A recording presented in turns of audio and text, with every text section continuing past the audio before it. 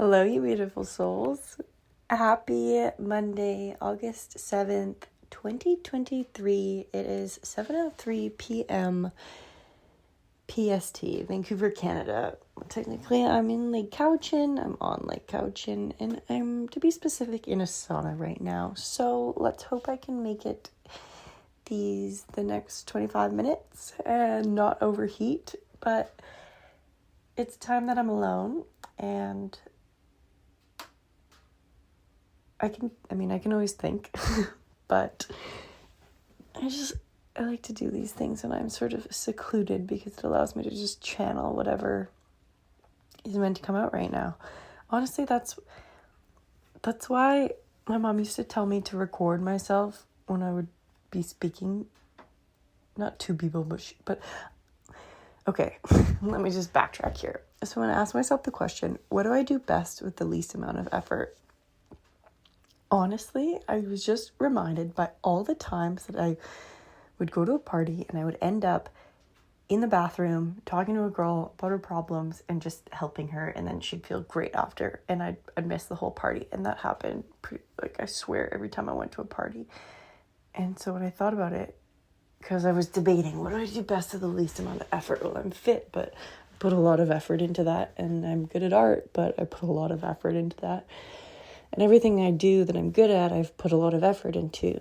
The thing at that stage that I was good at, that I didn't put a lot of effort into, was helping people with their problems. But I wouldn't really necessarily remember what I would say. It was just like I would channel whatever that person was meant to hear in that moment. Because my mom would say, well, just record yourself talking to the camera. And I was like, but that's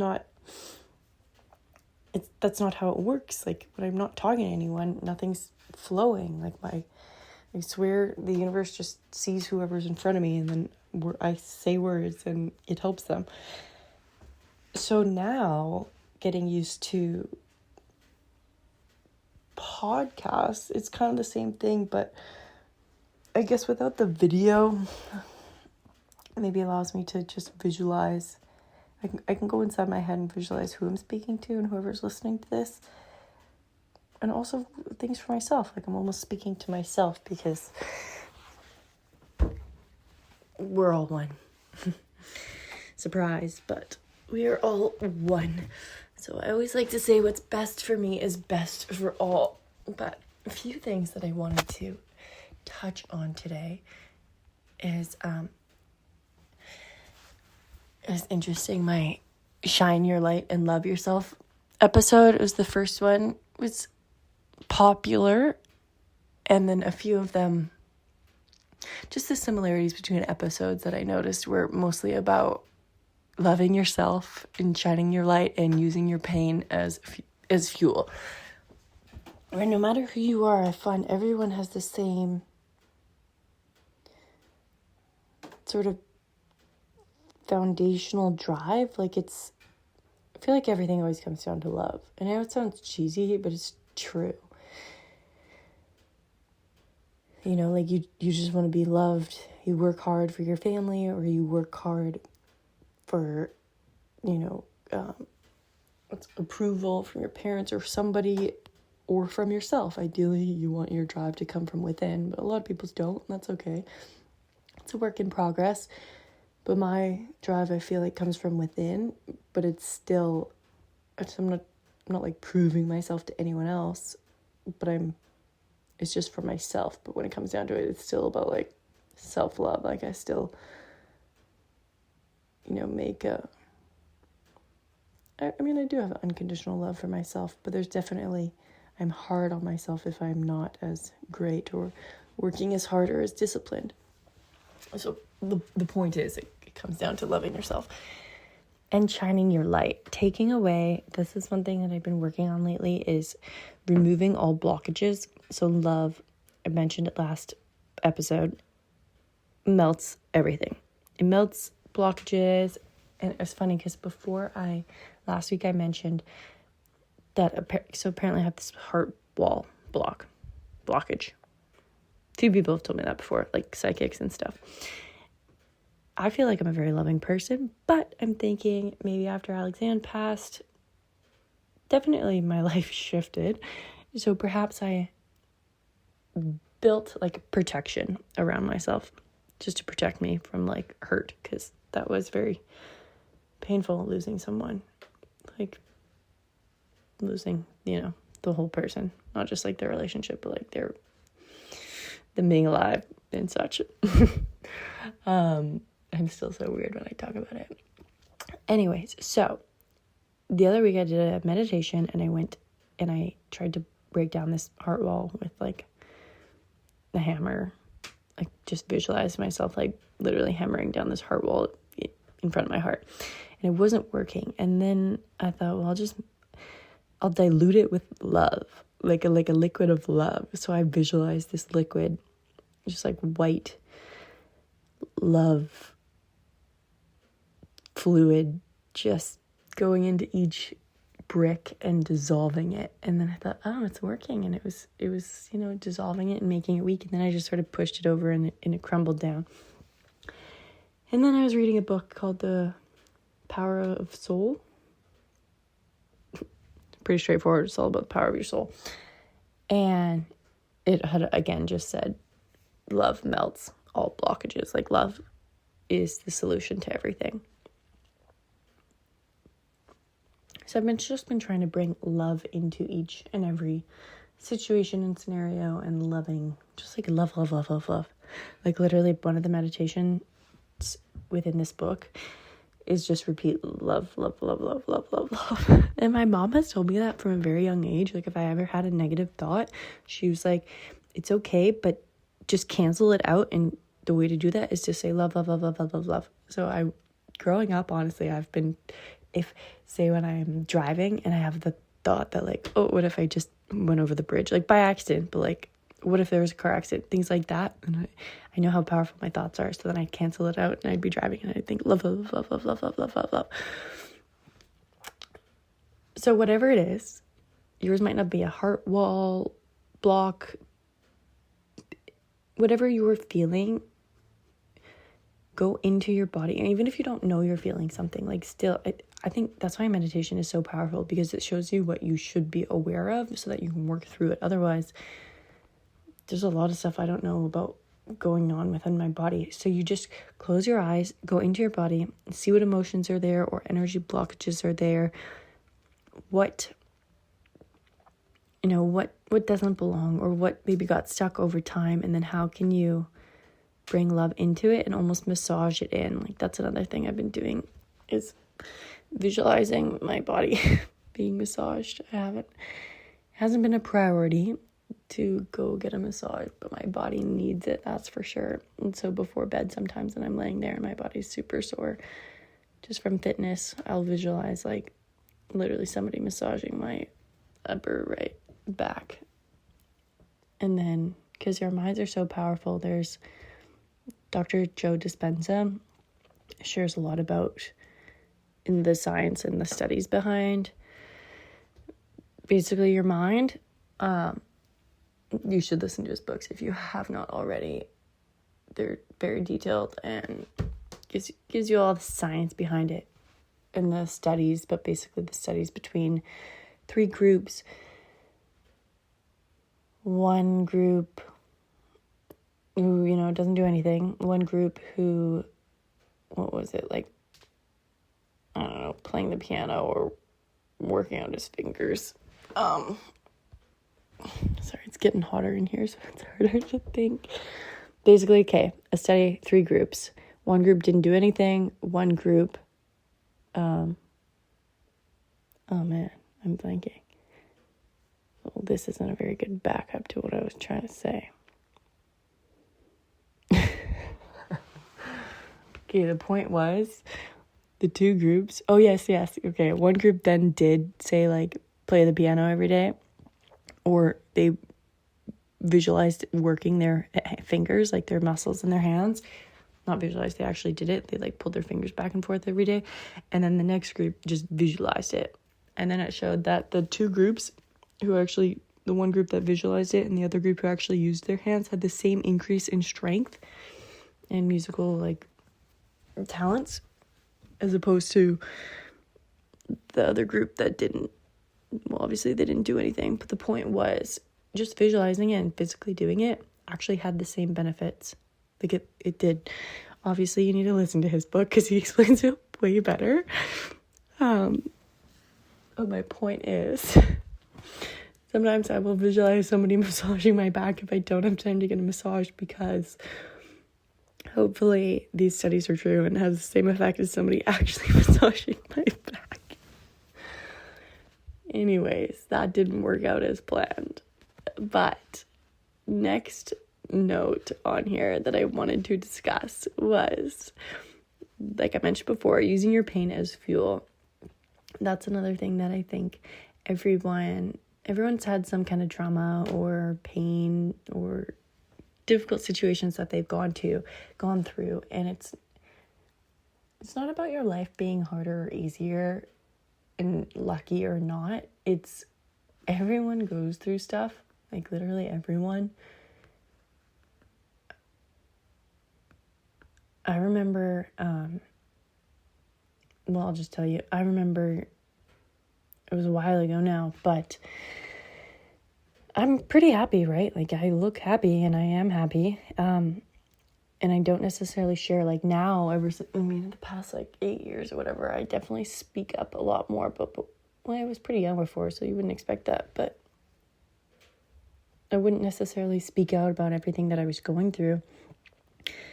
And I remember going through an abortion, and that's probably when I started speaking out about like being positive, because I just realized that you have no idea what people are going through. I remember seeing photos, honestly, maybe the other day, and I looked so good. My point is, my stomach was so flat because I was puking, and my boobs were bigger. Like I looked like my body was just looking phenomenal. Like I looked super fit, and I'm happy and I'm smiling and all is well, and I'm going to these parties or like themed things that we had going on, and it's because I saw this photo the other day that it's on my mind. And I remember saying something about like something along the lines of being positive and you can control your emotions. Oh yes, that's what I said. You can control your emotions. And somebody was so rude to me on social media and just like backlash the fact that you can't control your emotions and this and that, and like I have no idea what I'm talking about, your life is so easy, this and that. And I just thought, wow, this person has no idea that I'm like literally puking every morning, crying myself to sleep, going through the most excruciating pain in my life that I've experienced. Like there's literally death occurring inside my body. Like I feel for everyone who's gone through an abortion. It's absolute like it's just it's horrible. It's so physically painful, emotionally painful. Like even my heart is still, it's been a while, but like it's still beating a little bit faster just talking about this, and I haven't thought about it in so long because I didn't really need to. I wrote a blog about it a while ago and I felt healed and all was well in the world. But the point was, one, you don't know what anyone's going through. And then two, whatever you are going through, it's your choice to, however you deal with it. It's your choice how you react to it. Like, are you going to use it to fuel you? So that was one thing, is I remember telling myself, I'm not going through this, I'm growing through this. And I did. I grew so much. It changed my life at that point in time. I just reflected so much on life and like literally life and death. And then I remember thinking about it for years after, because I swear my cells could remember, like cellular memory. I think I felt sad like every June or July. I think it was probably like it's the end of June, July, quite a few years ago. But I remember around that time I would start to feel sad. I'm like, what's going on? Nothing's happened. Like, why am I feeling this way? And I thought, I think my body is like remembering. And then you just tell yourself and you retrain your cells and you tell them like, what's up, like I take such good care, and I really don't do anything that has the, like I went through like the worst abortion because the other option had a chance that you could be, it could mess with your fertility. So I was like, I'm not taking that no matter how painful it is, but I'm just not messing with that. That's that. So shit happens. And it's not about, like, react to it if you need to, but deal with it and grow from it and use your pain as fuel. Let it drive you. Like, let it change you. Let it just go inside your head and break you down so that you can rebuild yourself back up and be stronger than ever and the most powerful, confident, amazing human in the world. Change is so beautiful, and it is the only thing we can guarantee. Like, change is the only thing that's always happening. Everything's always changing. Anyways, that was a fun experience that it taught me that you have no idea what's going on in people's lives, because I looked great at that stage, but I felt horrible and like I was dying inside, and because there was something dying inside. Not to like laugh about it, but it was just so crazy because I could feel that, and then I really have to work through my emotions and like let it all go and learn to rewire my thought process around pain and change and growth and death and all of these beautiful things that happen to us. So that all, I feel like whenever anything happens, I always go traveling. It's traveling just, we'd break up with a boyfriend. I like literally, the boyfriend that this happened with, when we broke up, I was in school. I was in yoga school, and I was just like, nah, we're gonna pop over to London and visit my best friend for a bit and do some traveling around there, because I just need to like get out of this space. So I think those even impulsive decisions sometimes are fine, because if that's what you need in the moment, go for it. Like, go for it. That was literally one of the best times of my life after like London, after all that happened, because I was just so in a state of, wow, this is, life is short. Let's go live the best life, and I'll come back and I'll finish my course and all that jazz, and everything will work out great. But you really do. Okay, obviously you don't want to be impulsive all the time. Ideally, you'd like to plan it out. But if you plan it out enough times, then I find you don't necessarily have that like impulsive state, which is great. Like, ideally you want to have it planned out, but you do have to make time to plan it.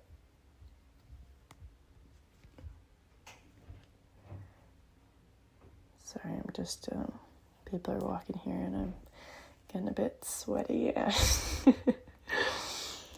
My point is, put roadblocks in the way, for yourself, so that you don't get stuck in the pattern and the cycles of life and 15 years go by. Because I've been graduated for almost 10 years now, which is crazy to think about. And then I think, okay, what have I done? And I've done a lot, thank God. Obviously I would never not do a lot. Like, I do a lot every year, but that's because I live with such a sense of urgency, and probably because I've experienced so much death around me that I'll never be foolish enough to think that I have time. Like, I hope I have time, I'm sure I do.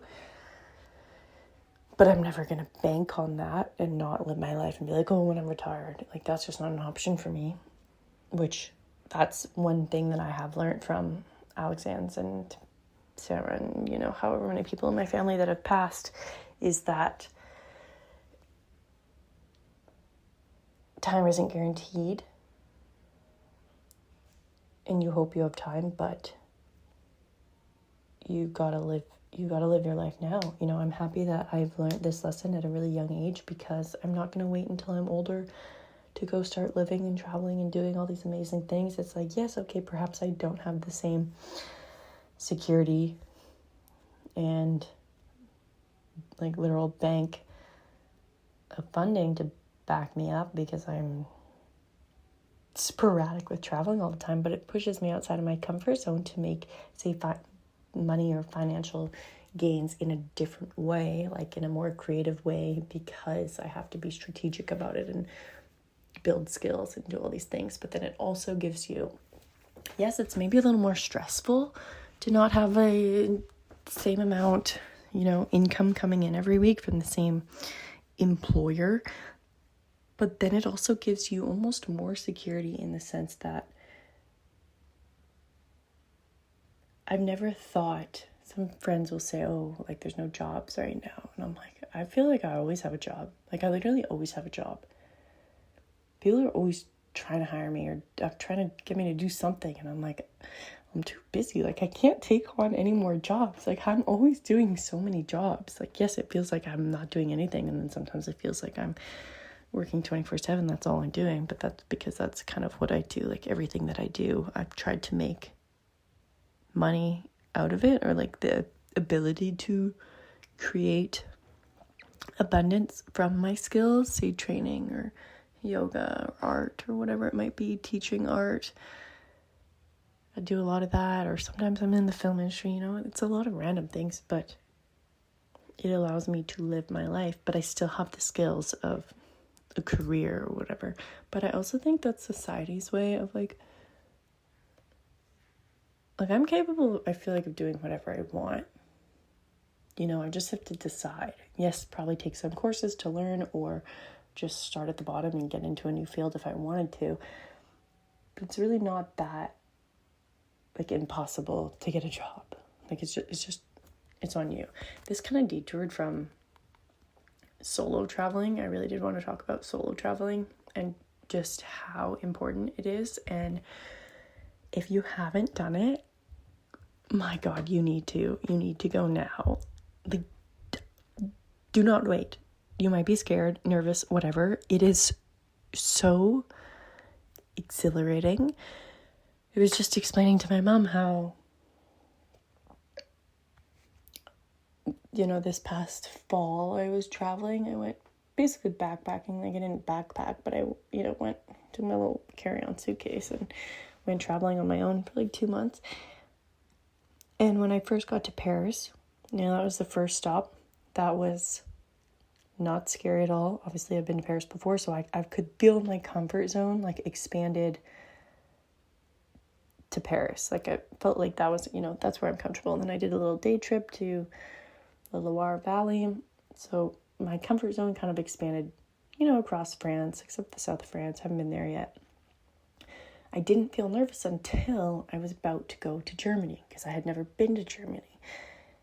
But then once I literally got on the train and just started going, it was like, oh wow, I literally feel like my comfort zone is expanding, like physically expanding geographically now. Like it's expanding across Europe to all, like I feel like you do have to touch these countries to expand your comfort zone.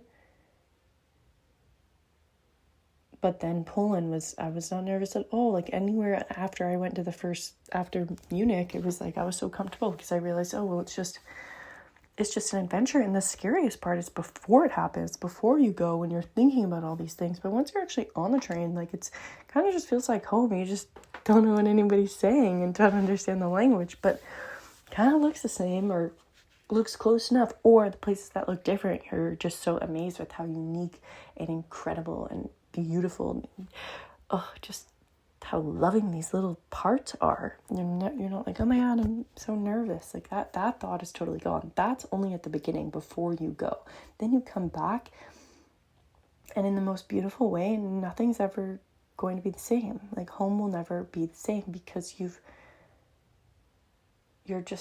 comfort zone has expanded. Your level of satisfaction in life is different. Like going to work and doing the things that you do in, say, Vancouver every day is not going to do it for the rest of your life, which, good and bad in some things. I feel like I always need, like, the next dose of adventure lined up. But when I am home, I'm so grateful for just how comfortable this life is. But then we know after too long of it being too comfortable, okay, I'm ready for the next thing. But it is always nice to come home to. Except for now, I'm ready to go back to Europe.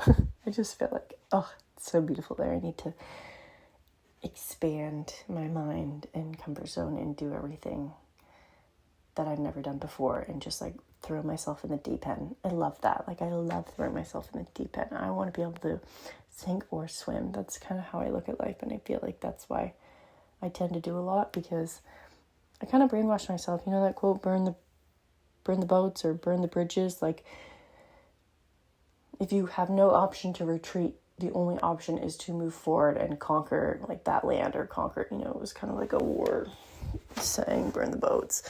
But that's how I think about life. If I burn the boats of whatever I don't want to do anymore, or want to advance into, then I have to. Like, it's just, that's what happens. And I know after moving to Australia, I can survive on my own. Like, I can support myself. Like, I can feed myself all this well in the world. I can get a job. Like, that's kind of as simple as it is. And then once you do that, it's all kind of just a game. Like everything else I do in life, it's just a game. I'm not necessarily super disappointed if I can't do this sport or that sport, or this job or that job. It's like, cool, here's a new job. Let's do it right, and let's do it the best, and let's keep growing and evolving.